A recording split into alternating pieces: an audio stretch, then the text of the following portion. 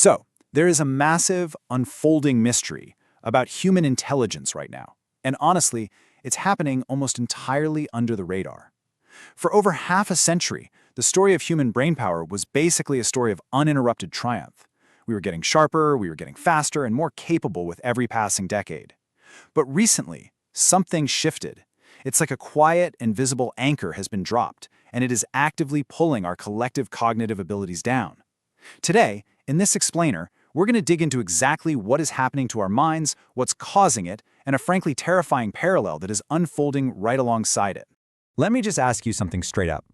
Do you consider yourself smarter than your parents? How about your grandparents? It's kind of a loaded question, right?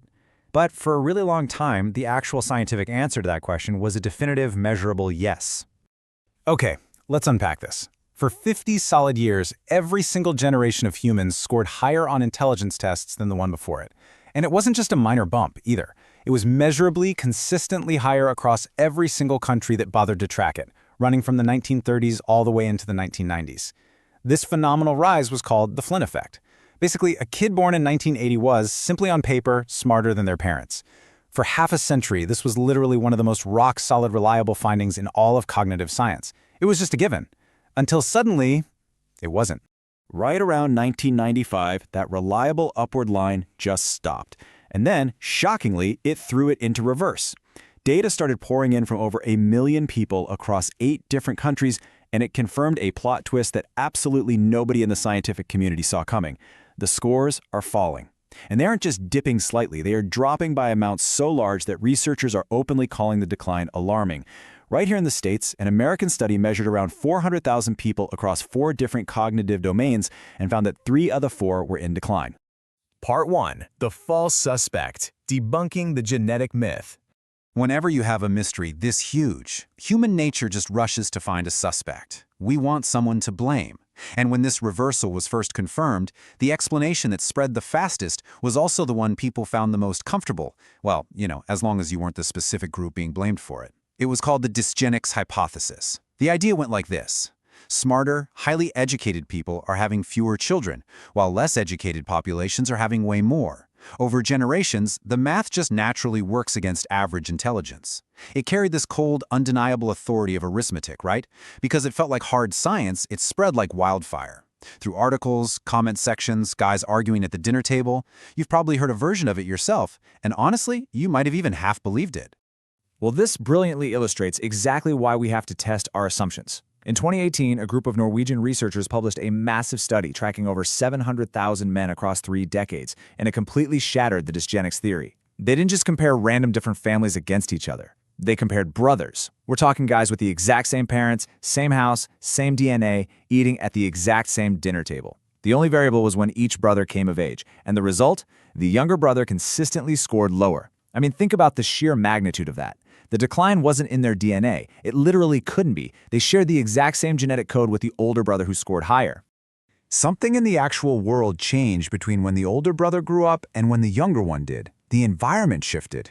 And whatever shifted, it shifted everywhere. The exact same pattern showed up in Denmark, France, the Netherlands, Estonia, and across multiple American studies. It's kind of like taking 2 plants from the exact same seed, growing them in the exact same pot, but the one that sprouted later grew up with way less light. The seed didn't change, the conditions did. Something in our modern world is out there actively depressing our cognitive skills. Part 2. The 3 Culprits. Investigating the Environment. So what is dimming the light? What exactly changed in our shared environment after 1975 to depress these specific cognitive skills? Well, there are 3 main culprits, and you probably interact with at least 2 of them every single day. The cognitive skills that are declining the fastest aren't just random. They form a very specific cluster that researchers call executive function. We're talking sustained attention, working memory, the ability to delay gratification, and fluid reasoning under pressure. It's your ability to hold several complex things in your mind at once and manipulate them. Now, executive function isn't just fixed at birth. It builds up like a mental muscle through repeated, effortful use. But here's the kicker. The specific exercise that builds this mental muscle has become structurally scarce in modern life. That exercise is boredom. It's the cognitive state of staying with something difficult when an easier, flashier option is right there in front of you. The reality of this is incredibly stark. In 2023, researchers tracked over 80,000 people and found something that's genuinely hard to believe. The average time a person could focus on one screen without switching dropped from 2.5 minutes back in 2004 down to just 47 seconds in 2023. I want you to really let that sink in for a moment. 47 seconds. And listen, it's not because you or me or anyone else just naturally got dumber. It's because nothing around you requires deep focus anymore. Every app, every feed, every platform you touch is deliberately built from the ground up to interrupt you. Interruption keeps you scrolling, and scrolling makes money. The underlying business model of the modern internet and the cognitive cost to your working memory are literally the exact same thing. That younger Norwegian brother we talked about, he came of age in an environment with measurably more interruption, way more fragmentation, and far fewer hours of the effortful, uninterrupted thought that built his older brother's brain. Now, the attention environment is for sure the primary driver here, but it's actually not operating alone. Let's look at the broader timeline and see how all this builds up. Because alongside the absolute destruction of our attention spans, there were chemical and nutritional shifts happening right beneath our feet. For instance, we had lead and aviation fuel running all the way until 1996, which researchers estimate caused measurable cognitive losses for entire birth cohorts of kids growing up near small airports. But there was another shift, a totally quiet decision made without any real public notice that heavily altered our food supply. See, through most of the 20th century, commercial bread in the US and Europe was made with iodized dough conditioners. Iodine is absolutely essential for thyroid function, which is directly linked to cognitive development. In fact, a lot of the Flynn Effect's original rise tracked almost perfectly with widespread improvements in nutrition, like iodine availability. But in the 1970s and 80s, the manufacturers switched things up. They replaced those iodized conditioners with bromine-based alternatives. And just like that, boom, iodine deficiency quietly returned. While the effect is definitely smaller in developed nations than in developing ones, it is still measurable.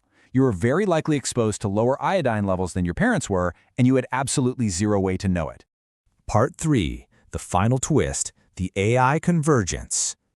Okay, so nutrition, chemical exposure, the intensely fractured attention environment. These three converging forces ran simultaneously for decades. But honestly, everything we've talked about up to this exact point is just a warm-up, because none of it completely explains what you see when you put this human cognitive decline side by side with something else, something that has been quietly rising since 2015. The researchers studying our cognitive reversal noticed that not all skills are declining equally. The ones falling the absolute fastest, reasoning through complex problems, holding multiple things in your mind at once, staying focused under intense pressure, these look almost designed. These are the hardest, most complex skills we ever developed as a species. That deep, gritty ability to sit with a hard problem and just think it through. And terrifyingly, these are precisely, specifically, and measurably the exact same skills that AI systems have been improving at the fastest since 2015. We've been measuring human thought since the 1930s, and AI thought since about 2015. When you overlay them, there is absolutely nothing subtle about it. One line drops, and the other line shoots up. And right now, today, those lines are closer together than they have ever been in history. Sure, researchers will naturally tell you the tests measure slightly different things, but even they admit this overlap is absolutely not a coincidence. Both lines are tracking the exact same deep cognitive abilities. They are heading toward the exact same place. Part 4, the reversal, claiming back your mind. Now, before you start feeling like this is just some dystopian freefall that we can't escape, there is a massive secret hidden right there inside the study of those Norwegian brothers. And it literally changes everything about what you've just learned today. The absolutely crucial point is this. The reverse Flynn effect is environmental. It is not genetic, and most importantly, it is not permanent. Something in the world changed, which means the things that changed can, in principle, be changed back. The brothers prove it. The line isn't permanently fixed. The cognitive damage is completely reversible if we actively change our conditions. If we fight back against the interruption economy, if we deliberately seek out effortful thought, if we embrace the structural boredom required to build our working memory back up, we can actually fix this. Think about it. No generation before us had the actual data to see this decline happening in real time. But we do. You are watching the lines converge right now, at the exact moment in history when the cost of not reversing it has literally never been higher. So as we wrap up this explainer, I'm going to leave you with this. Knowing that your environment is actively trying to fracture your focus every single day, will you be part of the answer, or are you just going to be another data point in the downward trend?